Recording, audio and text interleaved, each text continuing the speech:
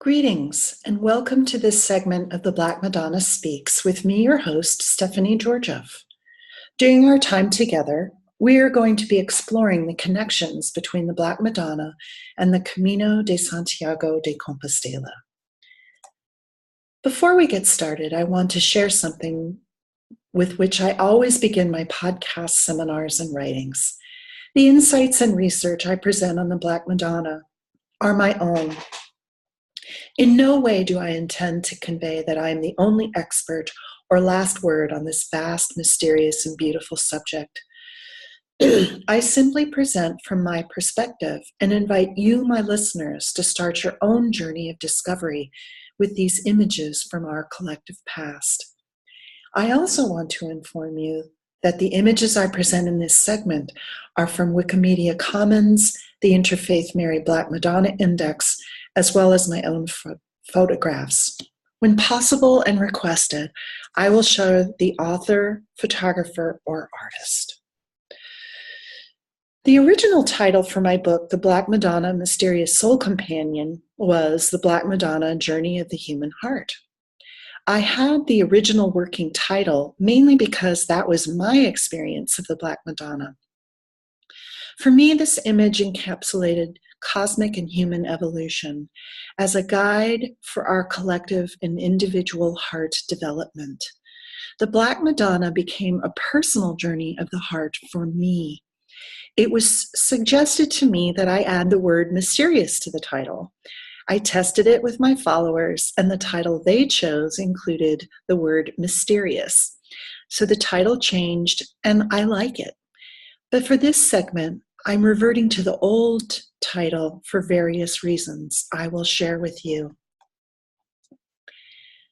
I was taught that the heart has an affinity for questions rather than just information. The heart likes journey.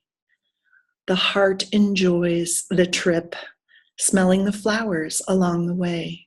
The heart ponders. So let's ask some questions for our journey of the heart. What is the Black Madonna? How did the Black Madonnas get to Europe? What is the Camino de Santiago de Compostela? How and why are the Black Madonnas and the Camino related? What is the Black Madonna? The Black Madonna is an artistic genre where the Virgin Mary and the Christ child are either very dark brown or black. In terms of artistic genre, these images are in Europe and Russia, where the population is Caucasian or white. There are several similarities between Black Madonnas in Europe. They have no artists associated with them, and if they do, it's the evangelist Luke. Instead of artists, these Madonnas have stories of discovery that are often very similar in nature. They are dark in appearance, sometimes presenting as African. They have very somber faces. They were brought to the European continent first by Coptic monks from North Africa, and then by the Knights Templar and the Crusaders. The Black Madonnas seem to be able to withstand everything from fires, floods, bombs, shipwrecks, and thieves. The Black Madonnas inhabit churches and shrines along the Camino de Santiago de Compostela. So how did the Black Madonnas get to Europe? As I said in a previous segment, the Black Madonnas were first brought to Europe in the 4th century by Coptic monks from North Africa. Later, during the High Middle Ages and the era of the Crusades, the Black Madonnas were brought to Europe through the Knights Templar and the Crusaders' hands. We are starting to realize that the Templars, beginning in the 13th century, may have also started to bring Black Madonnas to Europe from Ethiopia, where they are thought to have helped restore King Lalibela to his throne and then helped to construct the rock-hewn churches we know today. This is significant for various reasons. First, There is a vast and beautiful history of the development of Christianity on the African continent that mainstream history, for various reasons, has ignored. Secondly, there are deep symbols related to the Black Madonnas that I think were the main reasons the Templars brought them to Europe and placed them in their cathedrals and shrines, and in particular along the Camino de Santiago de Compostela. So what is the Camino de Santiago de Compostela? Commonly known as the Camino, the translation of this term is the Way of St. Jane along the Camp of Stars. Camino is the Spanish word for road or way. Santiago is the term for St. James, who was one of the original 12 apostles credited with evangelizing in Europe all the way up to Spain, which at his time was considered Gaul or Galicia. His legend states that he was preaching in Europe and had a dream to go back to Jerusalem, where he was martyred. Because of his influence in Galicia, his bones were brought back to the area for burial. The legend goes on to say his followers saw a shining star over the area now known as Santiago de Compostela and buried him there. The Camino has been a pilgrim route since ancient times because the topography is thought to be the earthly correspondence to the Milky Way galaxy. It is thought to have been reintroduced as a Christian pilgrimage by Constantine the Great and his mother, St. Helena of the Cross. During the 9th century, the pilgrim route became quite popular and reached its height during the Middle Ages as a destination leading either to Jerusalem or Santiago de Compostela in Galicia, for those who, for various reasons, could not make it to the Holy Land. Numerous papal bulls stated that if people could not make a pilgrimage to the Holy Land, that the Camino would be an acceptable substitute, and all sins would be equally expunged from one's sin account after the completion of the journey. What is interesting is while tourists often consider the Camino as only through Spain, France, and Portugal, the Camino actually casts a net over the entire European continent.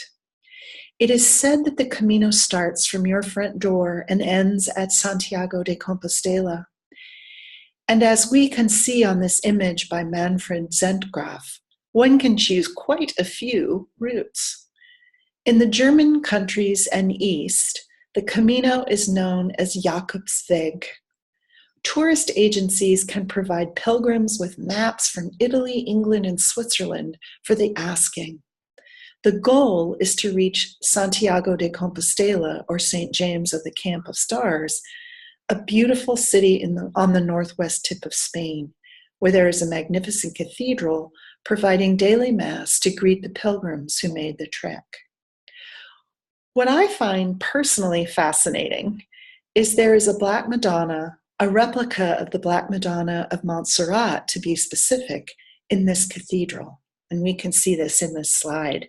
The original is on your left and the copy is on the right. The other thing I find personally interesting is there are Black Madonnas in churches at the point of embarkation for the Camino. The cathedral at Le Puy in Valais is a point of entry to the French route, and it is famous for a Black Madonna, a replica which is prominent today. The original one was burnt at the stake during the French Revolution in zeal to purge the locals of their beloved images, apparently in an attempt to free the Christians from the constraint of art. But for centuries, a Black Madonna was at the beginning and end of the French Camino route. And we have come to appreciate that many Black Madonnas, both famous and not so famous, dot the Camino throughout Europe. The Black Madonna shrine of Częstochowa, Poland, is on the Polish Camino. The Black Madonna of Einsiedeln, Switzerland, is on the Swiss Camino. And the famous Black Madonna of Chartres are housed in a cathedral on the leg of the French Camino. The deeper question is why? Why are these images along the Camino? This question leads to our last question of our segment, and believe me, this question will only lead to many more.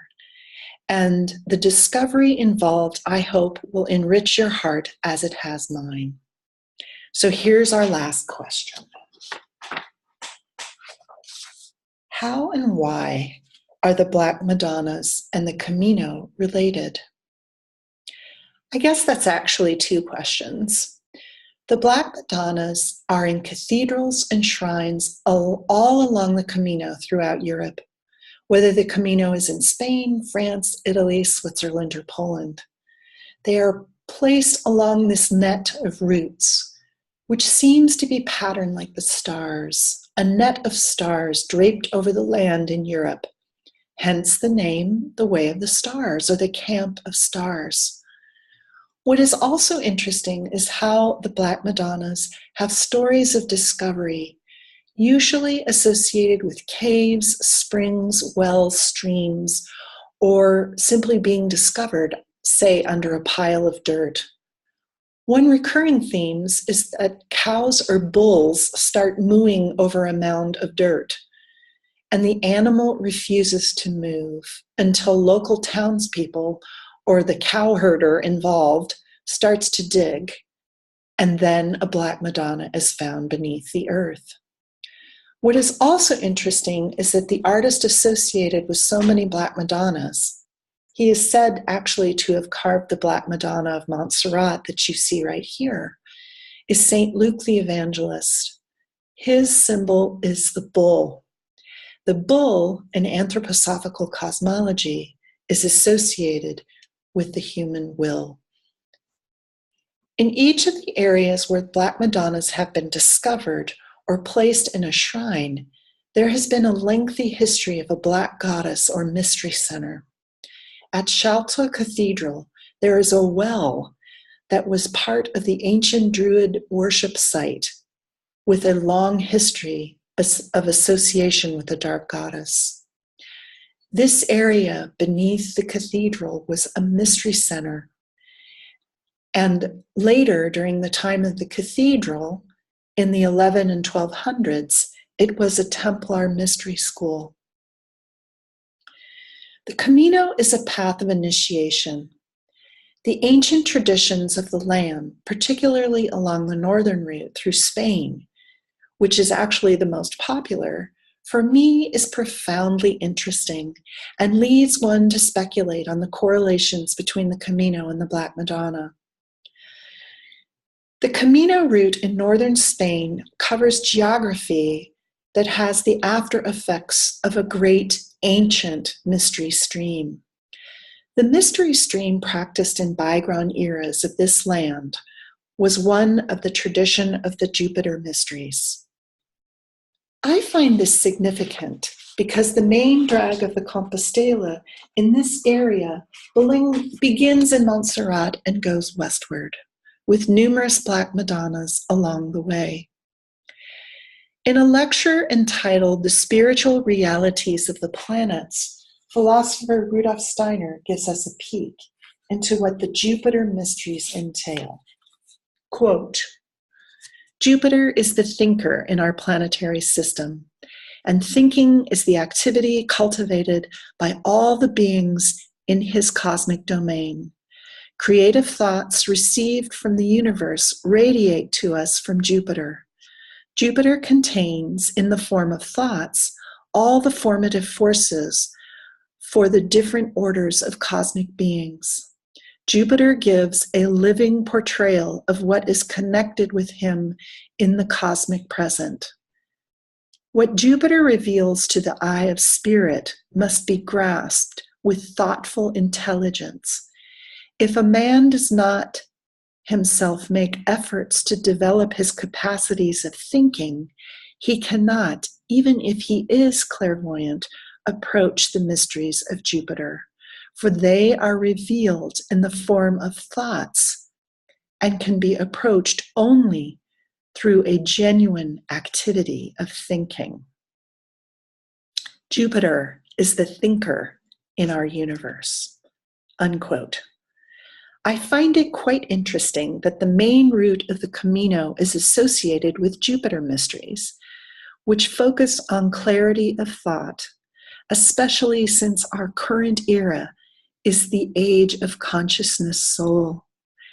And it is so important during our times to have clear thinking. Could it be that the remnants of this tradition permeate those who walk this path for centuries to improve their thinking and state of consciousness, to be more awake? Some other qualities of the Black Madonna speak to me in terms of the Camino. Their color, specifically the color black, in artistic symbolism as the color of cosmic will being transformed into human will. The Black Madonnas have large hands pointing downward. The agents of human will are the limbs, particularly the hands. Steiner tells us that in ancient eras, cosmic thought and wisdom came to humanity from the heavens. He goes on to tell us that during the time after Christ, and specifically in the first millennia after Christ, this cosmic wisdom came down to earth, so to speak. We humans have to use our wills and our thinking to embrace this wisdom on our own and act upon it in moral and loving ways. The Madonna, regardless of color or origin, is an artistic symbol of the human soul, as well as the perfected human. It is interesting to me that these Madonnas, Black Madonnas with large hands pointing downward, are along the Camino, which traverses the land of ancient mysteries associated with clarity of thought. In the ages preceding the incarnation of Christ, the only selected elites would be initiated into the mysteries of the universe, revealing to them the purpose and nature of life within the cosmos. Since the time of Christ, we are now all equal in the eyes of divinity, and we are to initiate ourselves. Life is the initiation. We are to work hard in both our thoughts and deeds to bring this about. In another segment of the Black Madonna Speaks, which is called Out of Africa, I talk about the inspiration of the Knights Templar. They sought to help shape culture for the great transition of the cosmos of wisdom into the cosmos of love. The Templars sought to help shape culture within the context of respecting freedom and promoted their ideals through invitation and into love through beauty or the arts. The Templars also knew that the eras to come would be very difficult and take much initiative and endurance to prevail. I think this was also the inspiration to place the Black Madonnas along the Camino. As I said in the beginning, the Black Madonnas have very somber faces when you compare them with other Madonnas of the era, as well as with our modern Madonnas of the Renaissance and beyond. Black Madonnas have narratives and legends of survival endurance, from being slashed to pieces and mysteriously mending themselves to being buried and discovered, surviving shipwrecks, riots, fires, earthquakes, and revolution. Rudolf Steiner tells us that the Crusades were a preparation for our modern era, which he calls the age of consciousness soul. I think it is no accident that these images of the human soul placed along the Camino as a path of modern self-initiation. I think that the Templars set these works of beauty along the Camino and in their cathedrals and mystery schools as a reminder of what our task is as humans, and that we can indeed do what we need to do. It may take some effort, and it might leave us scarred, but we shall endure.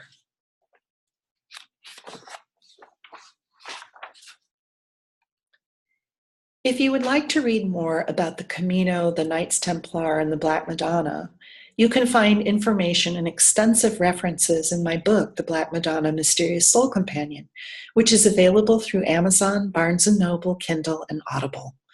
It is also available through print on demand at Espresso book machines located in libraries and bookstores throughout the world. I will be leading a walking tour of the Camino de Santiago de Compostela during summer of 2019. You can private message me for information and to be added to the mailing list for tour updates. Please subscribe to this channel for more information, as well as please like the Heart of the Black Madonna on Facebook and follow me on Twitter at BL Madonna for updates on tour details and other events such as seminar dates, publishing information on the Black Madonna speaking series, and more.